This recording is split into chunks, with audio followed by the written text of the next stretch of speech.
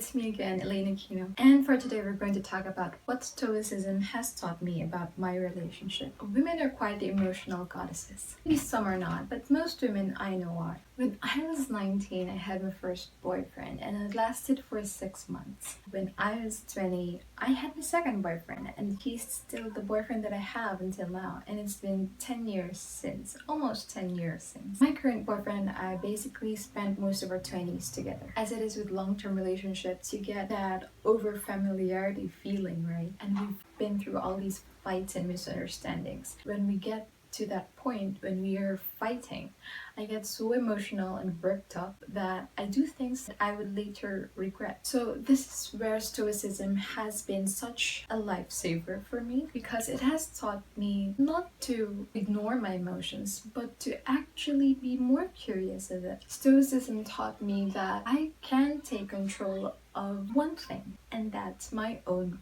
reaction, my response to any situation that life throws at me. So let's get this one thing clear. When you're in a relationship and things are not going well, both of you should be able to solve the problem, not just one person. So Stoicism has taught me things like strength of character, focus, and understanding that people will not always be pleasant to you. Here are some myths that you might hold about Stoicism. Number one, Stoicism is mostly for men. I know that most of the Stoics, or the founder of Stoicism itself, was a man, but it's not an exclusive philosophy. Even women can practice Stoicism, and it doesn't necessarily teach you to think like a man, but it teaches you principles that can be applicable to all genders. It teaches you to make good use of your time, because we all know that time is limited, to possibly premeditate the worst case scenarios in order to prepare yourself for the future, and to strengthen your character in the face of adversity. Even though everything around you is in chaos, the only thing you can control is your character, who you are as a person, how you respond to that particular situation. Stoicism also taught me how to empathize with people and to give them the benefit of the doubt, because everyone has a different story and background. And I think all these points apply to women as well as men. And I believe these principles encompass what it takes to be a human. Number two, Stoics are emotionless. Marcus Aurelius, the Roman emperor, is a known Stoic, and in his book, The Meditations, he writes in his journal about what's on his mind regarding leading his empire and also personally being the head of his family. And given all the situations that he faced, he even had to go through a particular health problem in his family because there was a plague at the time. And you can just imagine how it would be like for a father or for a husband like Marcus Aurelius, who was powerful but who also had to experience these awful things in his life.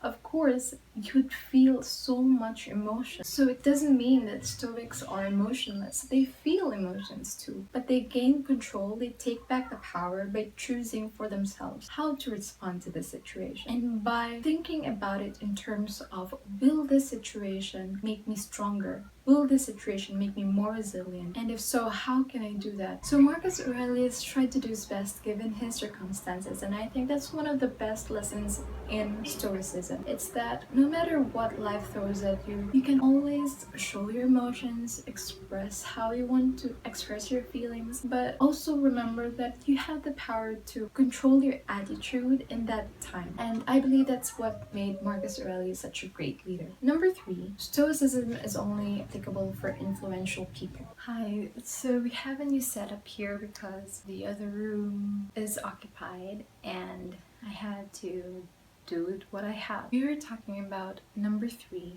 Stoicism is only applicable for influential people. Speaking of leaders, most Stoics are known as leaders in their fields. But Stoicism doesn't have to be for influential people only. I believe we are the leaders of our own lives. In some way, we influence the people around us by how we lead ourselves. So I would disagree that Stoicism is for leaders only, but I would argue that Stoicism causes leaders to be born, because when you remain strong in character, people can't help but notice and follow. So in conclusion, one of the biggest lessons from Stoicism is that it strengthens your character and no one can take your character away from you. Problems come inevitably, but it is up to you to decide whether you'll be swayed by your problems or find the good in something. As for me in my relationship, I figured that it was wrong for me to depend on my emotions so much. Don't get me wrong, I'm a big fan of showing and speaking what it is you truly feel. But when you act based on emotions,